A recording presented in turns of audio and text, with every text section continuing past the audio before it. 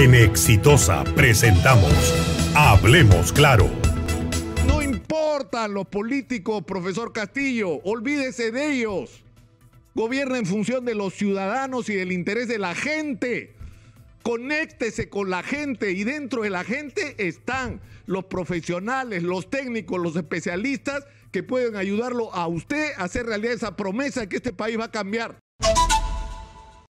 El día de mañana se presenta ante el Congreso de la República el gabinete encabezado. Está claro ahora, y está claro que no habrán cambios significativos, y en todo caso será el propio Guido Bellido, quien fue nombrado por el presidente de la República como premier, el que se presentará ante el Congreso para pedir el voto de confianza. Y esto de una u otra manera nos enfrenta con la tragedia nacional. Es decir, si algo ha dejado claro la pandemia y si algo se ha puesto en evidencia con las últimas elecciones, es que el Perú enfrenta una tremenda paradoja. Somos un país rico o con enormes potencialidades de riqueza que ha crecido de una manera extraordinaria en términos macroeconómicos, es decir, nuestras exportaciones han estado por las nubes, el presupuesto de la República se ha multiplicado de una manera increíble en las últimas décadas y sin embargo los principales problemas nacionales no han sido resueltos. El día de ayer, el ingeniero Raúl Delgado Sayán, hablando de las amenazas o de lo que implicaría un terremoto para la infraestructura pública en el Perú, nos hizo recordar cifras que deberían avergonzarnos. Más de la mitad de los colegios en el Perú no tienen agua potable. Son construcciones que deberían, en el 25% por lo menos, ser demolidas, porque no sirven para nada. Colegios donde no hay desagüe, servicios de desagüe. Ese es el Perú del crecimiento. Y ni hablar de lo que ha pasado en términos de salud pública o de la situación de nuestra infraestructura vial, en fin. Entonces, la gran tarea en este momento es transformar esa situación.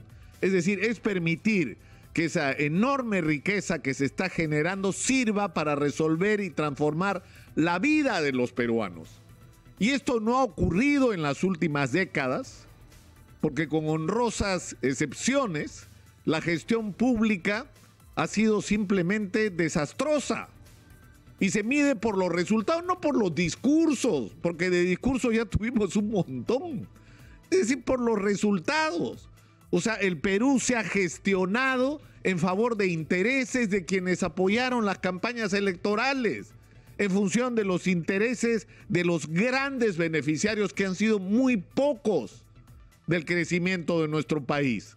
Eso es lo que ha ocurrido y eso ha ido de la mano con la corrupción y con la construcción de la conducción del aparato del Estado de una costra corrupta e ineficiente que no ha resuelto los problemas fundamentales del país porque no le interesaba resolver los problemas del país, porque estaban de paso para pagar los favores de sus auspiciadores electorales y de sus lobbies, y para forrarse ellos.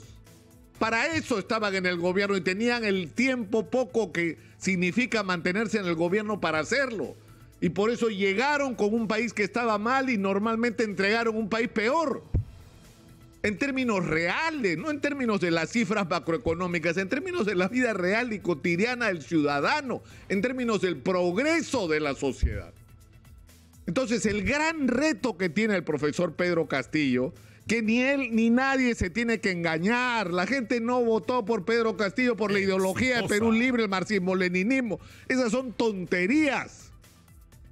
La inmensa mayoría de la gente que votó por el profesor Pedro Castillo ni conoce el programa de Perú Libre.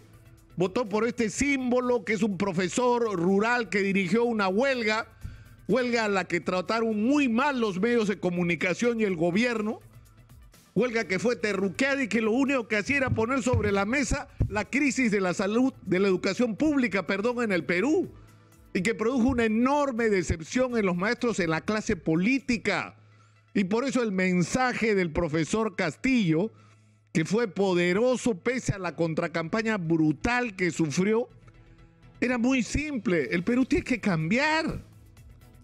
El Perú tiene que cambiar. Y la gente que ha dirigido el país está claro que no es la encargada de producir ese cambio.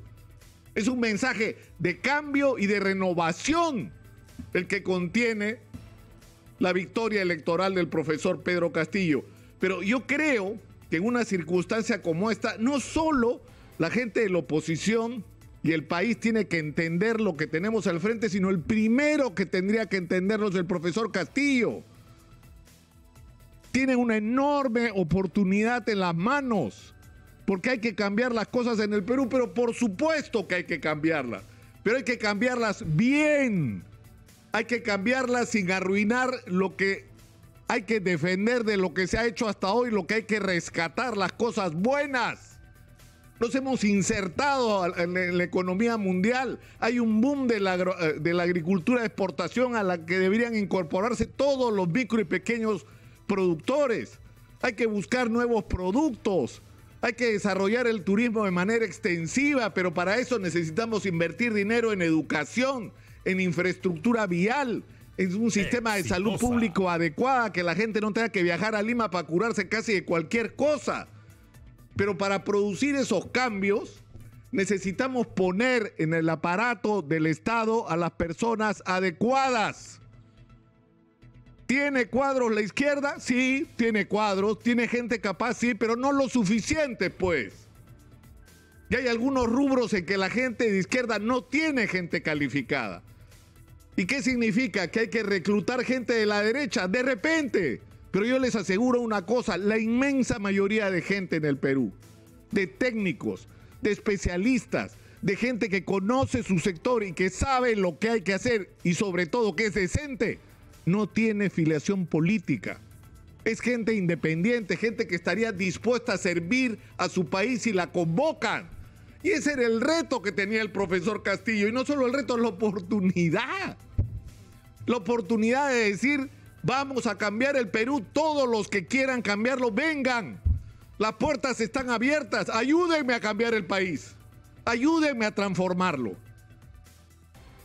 Y lamentablemente no escuchó el mensaje, creo yo, de una manera clara. Porque acá no se tienen que tomar decisiones y Pedro Castillo tiene que entenderlo bien, entre que si el señor Cerrón puso el partido para las elecciones o las presiones de los señores de Renovación Popular, que se ha convertido en el sector más conservador de la política. No importan los políticos, profesor Castillo, olvídese de ellos. Gobierna en función de los ciudadanos y del interés de la gente. Conéctese con la gente y dentro de la gente están los profesionales, los técnicos, los especialistas que pueden ayudarlo a usted a hacer realidad esa promesa de que este país va a cambiar. De eso se trata. Y no es solo a quienes se ponen de ministros, ¿ah? Eso es el comienzo, debería ser el comienzo. Lo que tiene que ocurrir en el Perú es una profunda transformación en la toma de decisiones en el aparato del Estado, y eso significa comenzar por acabar con el perverso sistema de los puestos de confianza. No puede ser quien tome las decisiones de qué se hace, qué no se hace, en qué se gasta y en qué no se gasta, que haya gente que ha sido puesta por razones políticas y no por su calificación para tomar esas decisiones y para enrumbar las cosas.